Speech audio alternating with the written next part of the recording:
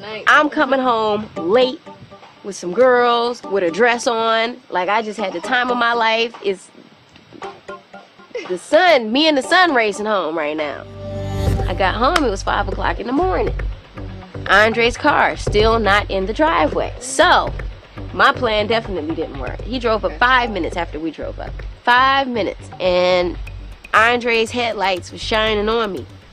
And I was looking back at him like, yeah, motherfucker.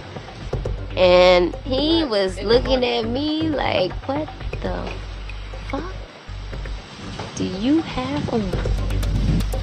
Lisa Lefteye Lopez, independent, strong, fearless, and if you got on her bad side, she'll burn your damn house down. What's going on, everyone? This is Star. Welcome to the channel. I'm your weekend YouTuber, and today we're talking Lisa Lefteye Lopez. But before we talk about her burning down the house, let's start from the beginning. Lisa Nicole Lopez was born on May 27, 1971, better known by her stage name Lefteye from the group TLC. Besides rapping and singing, Lopez was the creative force behind the group. Lefteye's main inspiration for music growing up was Queen Latifah, when Queen Latifah and Moni Love had the song Ladies First. Lefteye revealed she had a tough time growing up.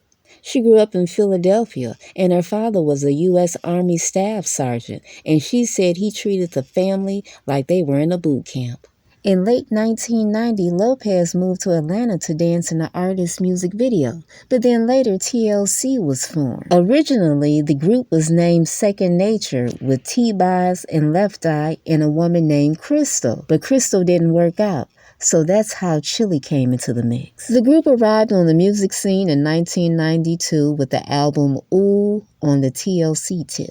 The record sold 6 million copies worldwide, leading the group to become a household name. Shortly after, Lopez began dating Atlanta Falcons football player Andre Rison. Go ahead and put Andre on the screen, please. Andre and Lefteye quickly moved in together at his upscale double-story home. According to reports, the relationship was filled with violent moments, and Lopez filed an assault charge on Andre on September 2nd, 1993. Allegedly, Lefteye had a problem with alcohol, and she started drinking at the tender age of 15. The couple had another fight on June 9th, 1994, and Lopez tossed numerous pairs of Andre's newly purchased tennis shoes in a bathtub and set it on fire. Damn. The fiberglass bathtub quickly melted and set the structural frame of the house on fire. I saw a clip of Andre talking about this, and he said after she set it on fire, Tupac came and got her. That's crazy. Andre revealed that all of his trophies and awards were ruined in that fire. Lefteye was arrested and indicted on charges of first-degree arson. She was sentenced to 5 years of probation and a $10,000 fine. But guess what? They got back together and they were dating off and on for the next 7 years. Now that's what you call true love. A little weird being in the presence of Tupac, and we're very similar. Similar to the point where we almost clashed. Both Geminis, and it was almost like 4 people being in a room. You know, and I don't know if this has any significance, but I was born on an odd day, the 27th, and he was born on the 16th, which equals to 7, an odd day, and we were odd. It was very odd when we were together. Is it true that y'all got in an argument and it got real heated and Tupac came to your house and picked her up? Yeah.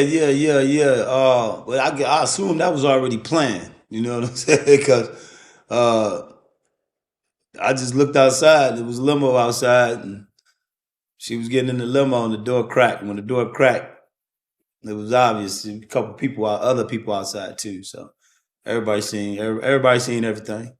But it was all to the good. Like I said, I was already disengaging. And so your homies, they gave you a heads up that she was talking to Tupac on the low. Yeah. That's crazy, bro. Yeah. But it's all good, though. We wasn't sweating. We just turned up.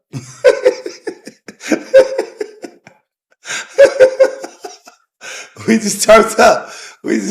Did you guys know that Deion Sanders and Andre were once friends and they got into it on the football field? Go ahead and roll the clip. This is the clip of them going at it. I guess once upon a time they were teammates, and then Deion left the team.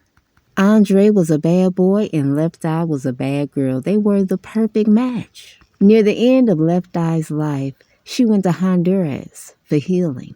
Lefteye's plan was to have a new start in life once she got to Honduras, but she ended up losing her life in a car accident. As far as Andre's update, well, he say he lost his whole fortune due to living the fast life. Continued R.I.P. to Lefteye. And now we're going to move on to the next topic, the kept wife on TikTok. Go ahead and roll that clip. It's a good one. Oh my God, y'all gotta get in here and see this. TikToker Danielle, the kept wife Life Johnson, claims that she does not like hood people but was recently arrested for battery in Florida.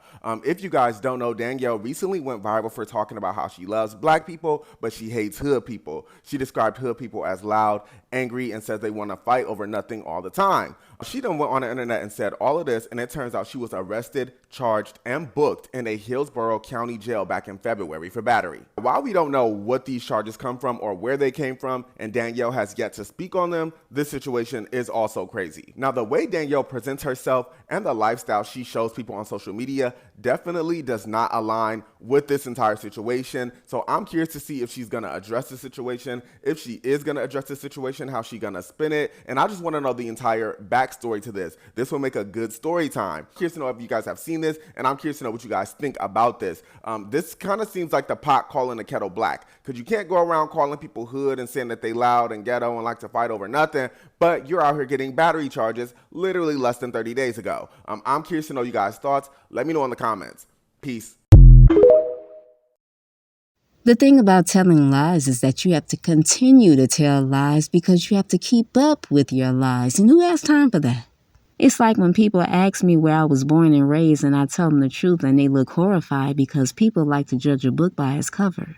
They see you do your hair and your makeup and your nails and you have on a cute outfit and they think, oh, she might be from the suburbs. No, bitch, I'm from the hood. You don't have to do your research on me. I'll tell you, I was born and raised in the hood. Now, I live a different life now where people sit in the pool all damn day with a martini talking about stocks.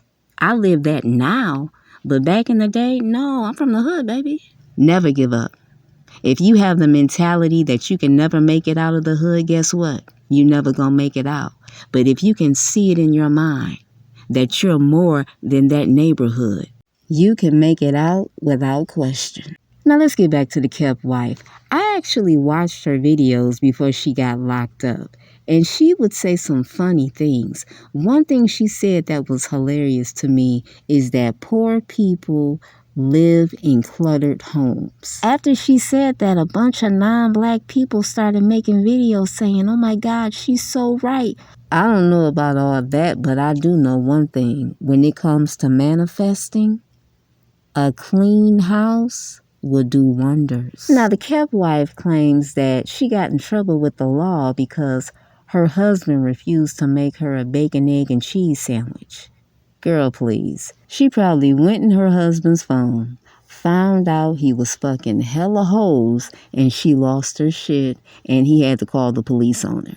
And now she's saying, oh, we're going to stay together. Yeah, 'cause he paid. Now, according to her fans, she's not even married because they say they searched for the marriage certificate and they couldn't find it. That's crazy. And they're claiming that she left 2 daughters back in Atlanta while she's in Florida with this new husband. Now, if that's true that she up and left her daughters, she's a shitty-ass mother. Let's move along to Candice Owens. The black men are mad. Roll it. Of who they love and get married.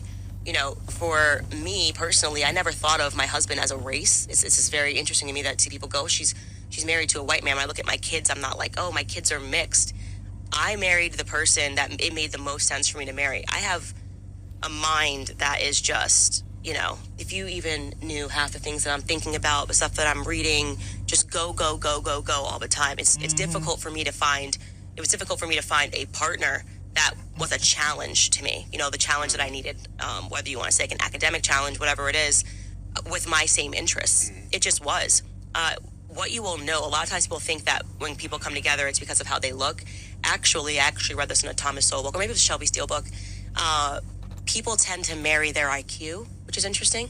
You think like if you see two black people together, oh, it's because they are two black people, but actually they are probably better matched based on their IQ. Candice says she vibrates so high, a black man can't even fuck with her. He can't even touch her.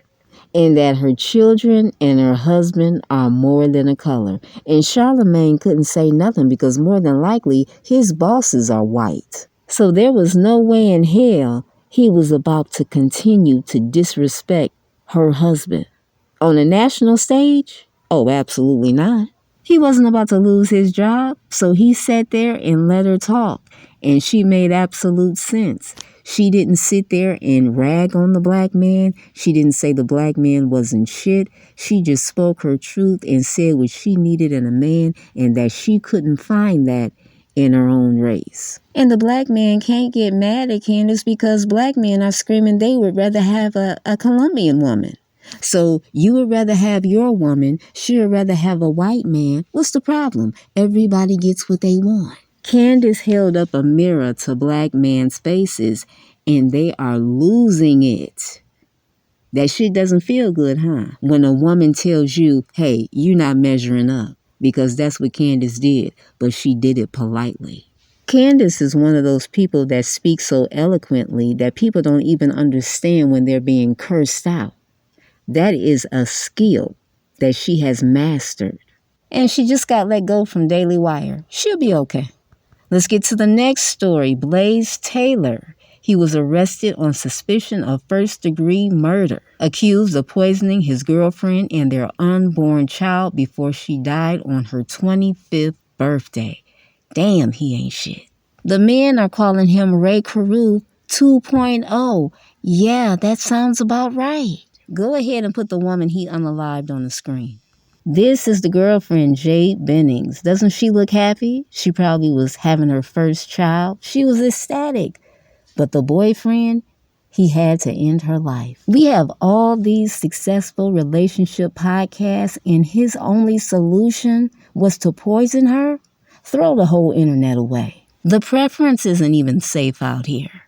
Did I mention he was an ex-college football star and is currently on the Texas A&M staff? Not for long. And to the ladies that out here wish that they look like the preference because they think they get special treatment, Exhibit A, it doesn't matter what you look like, your ass might be in danger. They're saying that that man fed her poison and sat back for days and watched her slowly pass away. That is insane. You got to be careful out here. Ladies, summer is fast approaching. Watch who you lay with out here. You got to do a background check. I'm Star. Thank you so much for coming to the channel. Good night.